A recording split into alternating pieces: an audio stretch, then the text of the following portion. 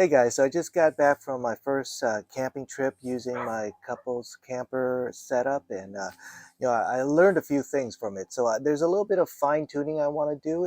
Overall, it actually worked really great. The bed was really comfortable. It's the biggest bed I ever built in any of my campers, so that the bed was actually fantastic. But there are little minor tweaks that I do want to do to really refine this build, and we're going to go over some of those things today.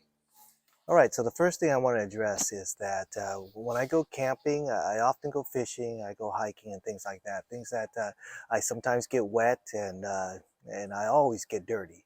And so what I learned from this camping trip that I went fishing off the rocks and I got totally soaked, completely wet, and had a bunch of wet, dirty clothes, and I didn't want to be near it. It smells like the ocean and things like that. So I needed a way to store wet dirty clothes so that it's kind of out of my way. I want to address that issue, and what I got here is this laundry bag, and this is going to fit really nicely in the back of my front driver's seat. Let me show you. Let me first show you what this looks like before I install it. It looks like this, and look, and you put clothes in here, and of course it hangs in. What's nice is there's a zipper on the back side, so you can unzip and get the clothes out of the bottom. And this design is actually going to be important when you see how I'm going to install this in the camper. All right, so this is the way it fits in my car. Just I kind of hang it on the back seat, and let me show you how I hung that up. So in the front, it's real easy. There's just a carabiner that I used right here, nothing fancy. It could get you in and out, release it really easy.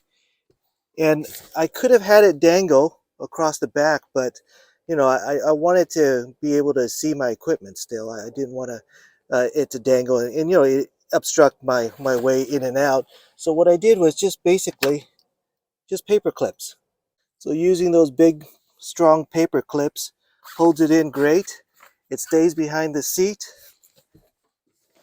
and now I have a place to put my dirty and often wet clothes when I go camping and fishing and things like that. It's going to work great. And of course, I'll leave a link in the description for you if you're interested in this laundry bag. It's basically, I think, like a dorm laundry bag or something like that, but it works great. And again, it has that zipper underneath, so you could just unzip and get your clothes out without removing anything. So this is going to work great. All right, next up, there's a few areas of refinement that I need to do back here, and a lot of it has to do with the way I used my kitchen pull-out and this sink in this area right here.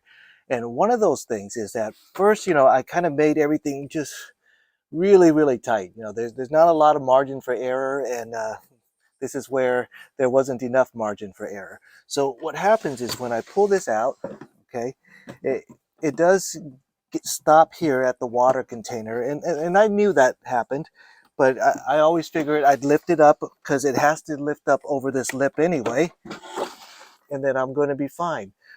What happens is when I'm closing it and I'm not thinking and I just push it in, and you could see the water bottle is being pushed.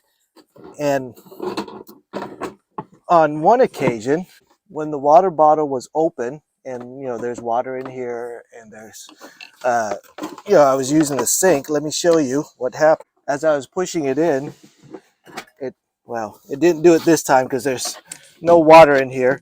But what happened was it knocked over the water bottle like that, and it started to spill. So one thing, I either need to make this drawer a little bit not come down so low, or I need to get a smaller water bottle. And you can't get too many. Water bottles aren't made flat, they're made tall. So I think I'm going to need to trim this guy down. What I do is I shaved off that little lip on the bottom. It doesn't really affect the structural integrity. It's just that little lip. So now it'll be smoother as I go on. That lip won't catch the top of this container. So that first problem is solved. So on to the next one. Okay, another thing that needs to have some improvement is this grill. I thought it was great to grill right here, and it worked great, but let me tell you what wasn't great. And I have to rinse it off still, but you could see uh, the bits are chipping off this finish, and we probably ended up eating some of that stuff. So hopefully we'll pass it through, but that's not great. So what I'm going to do is I'm going to clean this off, and I'll show you the fix I'll have for that. All right, solving that grill chipping problem is an easy one using aluminum foil. So what I did was I'm just going to line this grill with aluminum foil every time I use it. And this actually is going to work great because it's going to be a lot easier for me to clean. So every trip, I'm just going to use one aluminum foil set. When I'm done, I go back home, I'm going to throw out the aluminum foil, and I'm all done cleaning. So I'll leave a link for this too. It actually worked well apart from the chipping, but this is going to take care of, that material chipping off, and it's going to let me clean up a lot easier and quicker. All right, so the next issue happened when I was cooking and things like that, and I reached over my hands to wash my hands. And what happens is when I'm washing my hands, I have my hands dangling over the side a little bit, and you can see it leaked over the edge out here. So I need to design a way so that my hand doesn't dangle out the side so much, and water doesn't flow down the edge of my hands and out here. So we're going to figure out a solution for that. All right, so what I have going on, there's some tree trimmers going on, so I'm going to try to talk a little bit louder. But so what I have here's an old looking setup. So again, I wanted to make it so that I could wash my hands when I'm outside of the car. When I'm inside, sitting in this bathroom area, everything works great, no problem. So what I did was, one, I made a notch here. I made a notch here so that you can easily remove this. So I'm going to remove it and put this there. And let me show you what I'm going to do. So I put in this I don't know, brace right here. And what that's going to allow me to do is it's going to allow me to pivot. So I'm going to take that down, and I'm going to be able to pivot my sink. I can put this right here. I can turn on my sink, and this will allow me to wash my hands when I'm outside of the car. No problem. I don't have to reach in there. And of course, going back is going to be the same. You put this in there,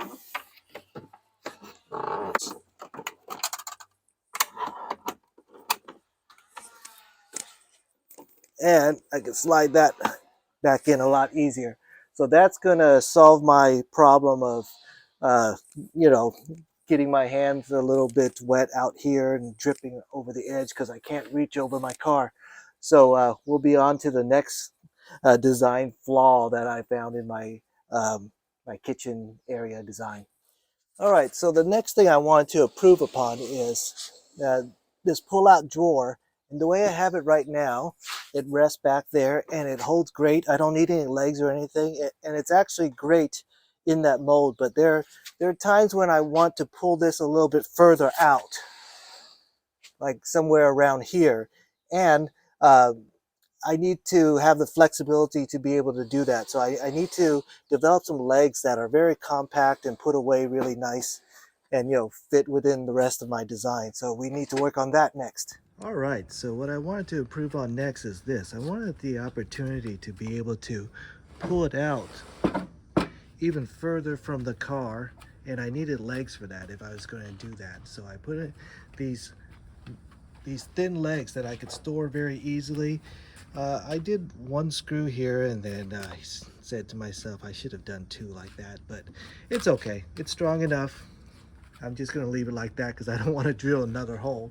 But anyway, so that's the way it looks, and here's the way it looks with that extension on the sink. So that's going to work out fantastic. So this will give me, if I don't want to cook too close to the car sometimes, the smoke comes in and stuff like that. So this allows me to bring it out a little bit further. And let me show you how I remove the legs and put it away. So what I have here is some wing nuts. It comes off very easily. So let me bring it over here to the stable position where it's held by the bed. So the wing nuts are real nice. You just spin it and it falls off. Take off the leg.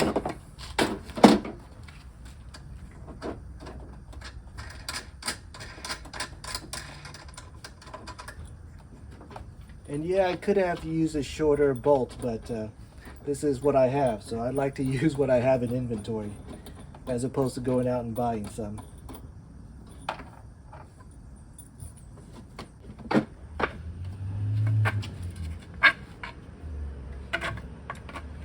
So with the legs, I could just keep it right here if I want. Keep the screws and the wing nuts right there.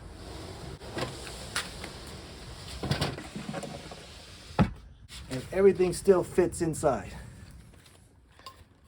All right, the final improvement on my pull-out kitchen is this cup holder right here. I'll leave a link in the description for it for you, but it's very important because I'm always drinking a soda or something, or maybe a beer when I'm cooking. So I needed something to hold my drink that's not going to get burnt or knocked over. So this cup holder worked out great. I'll leave a link in the description for this also if you want. There are plastic ones you could get also, but with all the things that get thrown around, the plastic might crack and break. So this is a metal one. It's a little bit sturdier. It's bulkier, but you know, it should hold up. All right, next up, staying back in this area right here. So I found that when I was sitting in that bathroom area, brushing my teeth and things like that in the morning, I had many items that I needed to move out so that I could get my chair down so I could do my thing. So what I decided, it'd be a lot easier if I could put everything in one of these baskets and basically just remove 2 baskets, and then I could have my seat, and anything else that might be laying around. But you know, you see the point. If I could put all my loose items in these 2 baskets, I could quickly convert this into my bathroom sitting area. So that's the next improvement that I needed to make.